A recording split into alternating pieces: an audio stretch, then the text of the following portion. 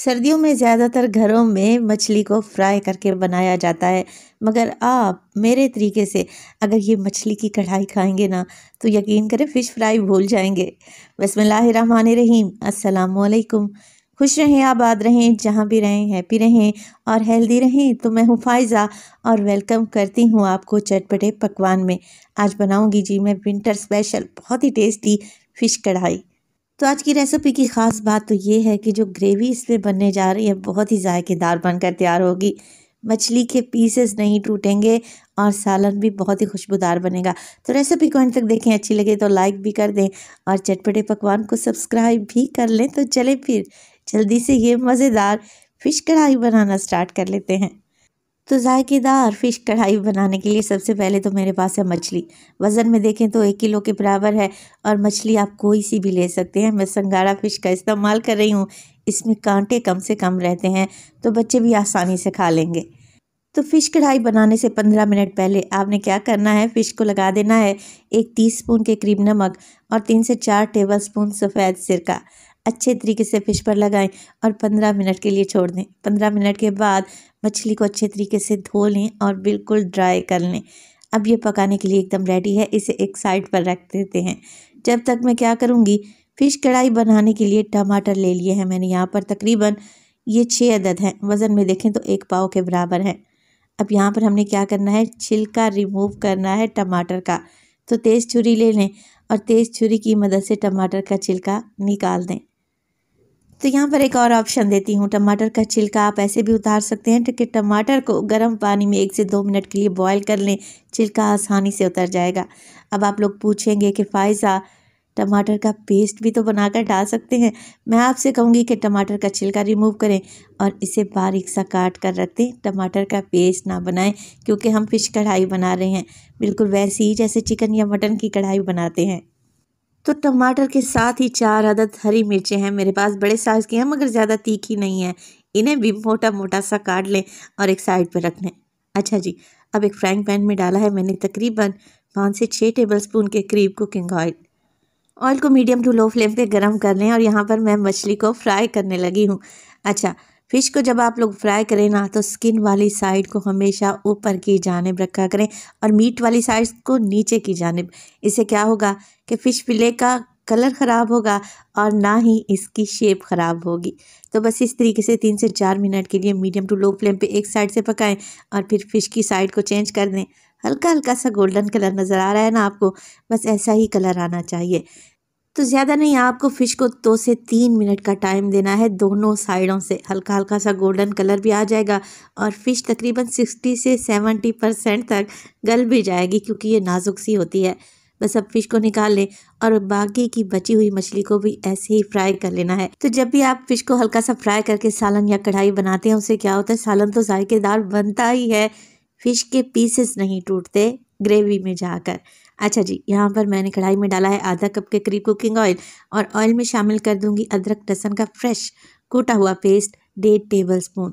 जब भी मछली बनाएं, चाहे वो सालन हो या फिर फ़िश फ्राई हो, अदरक लहसुन हमेशा फ्रेश ही डाला करें, तब इसका टेस्ट और खुशबू मज़ीद बढ़ जाएगी।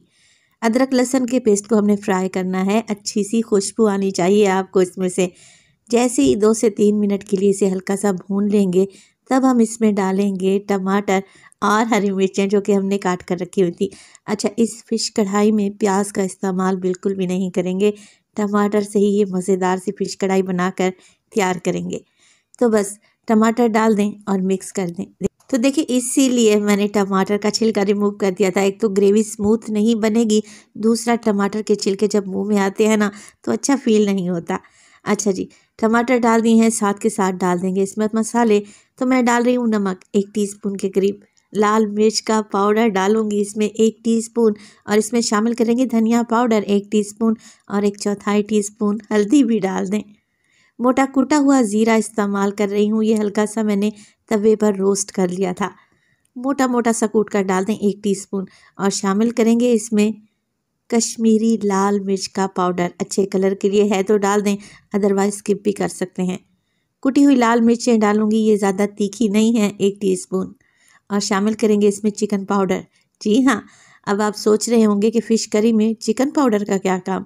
एक दफ़ा आप डाल कर तो देखें, ये फ़िश कढ़ाई को इतनी ज़बरदस्त और टेस्टी बनेगी ना कि खाते खाते आपका हाथ नहीं रुकेगा। अच्छे जायके के लिए मैंने इसमें चिकन पाउडर ऐड किया है। अगर आप नहीं डालना चाहते तो ना डालें, स्किप भी कर सकते हैं। बस सारे मिर्च मसालों को मिक्स करें और टमाटर की भुनाई शुरू कर दें। तो जैसे ही आप टमाटर को भूनना स्टार्ट करेंगे, ये घुल से जाएंगे, जल्दी से मैश हो जाएंगे। स्पैचुला की मदद से मिक्स करते रहें और टमाटर को इतना भून लें कि इसका कच्चापन भी चला जाए और अच्छी सी ग्रेवी भी तैयार हो जाए।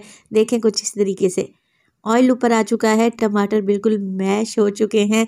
और अब इस स्टेज पर मैं इसमें डालने लगी हूँ दही।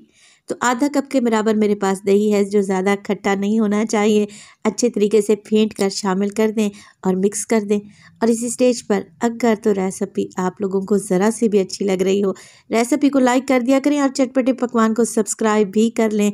आप सब लोगों का बेहद शुक्रिया। तो 2 से 3 मिनट में ही दही का पानी खुश्क हो जाएगा। तो बस कुछ भी नहीं करना आप लोगों ने, मज़ेदार सी ग्रेवी तैयार है। डाल देंगे इसमें मछली जो कि हमने फ्राई करके रखी हुई थी। अच्छा, मछली डालने के बाद ज़ोर ज़ोर से चम्मच नहीं चलाना, हल्के हाथ से मछली को मिक्स करें और मसाले में अच्छे तरीके से कोट कर दें। तो फ़िश को फ्राई करते वक्त तकरीबन ये 50% तो गल ही चुकी थी। लिहाजा आप लोगों ने क्या करना है, हल्के हाथ से इसे मिक्स करना है ताकि फ़िश के ये पीसेस टूटे नहीं। बस हल्के हाथ से मिक्स करें और कवर लगाकर 5 से 7 मिनट के लिए बिल्कुल दम वाली फ्लेम पे छोड़ दें। तो बिल्कुल दम वाली फ्लेम पर 5 से 7 मिनट के लिए ढक कर फ़िश को पकाएं। ये इसी ग्रेवी में पककर तैयार होगी तो इतनी लजीज बनेगी ना, तो मैं आपको बता नहीं सकती। तो देखें 5 से 7 मिनट के बाद माशाल्लाह से बेहतरीन सी फ़िश कढ़ाई हमारी तैयार है। आप चाहें तो हल्की सी ग्रेवी छोड़ सकते हैं, मगर ये भुनी हुई फ़िश कढ़ाई बहुत ही जायकेदार बनी है। आखिर में डाल दूंगी मैं इसमें कुछ हरी मिर्चें और ढेर सारा हरा धनिया। तो देखें, लग रही है ना टेस्टी। रोटी, चपाती, पराठे के साथ या फिर चावल के साथ आप इसे सर्व करें, खाकर मज़ा आ जाएगा। मौसम की सौगात है। रेसिपी बनाएं तो अपना फीडबैक लाजमी दिया करें। फ़िश फ्राई या फ़िश का सालन तो हर घर में ही बनता है। एक दफ़ा मेरे तरीके से ये मछली की कढ़ाई बना कर देखें, खाकर मज़ा आ जाएगा। तो देखें, लग रही है ना टेस्टी। रेसिपी ट्राई करें तो अपना फीडबैक लाजमी दिया करें। अपना बहुत सारा ख्याल रखिएगा। फ़ाइज़ा को अपनी दुआओं में याद रखिएगा। मुझे दीजिए इजाज़त। टिल देन, अल्लाह निगहबान।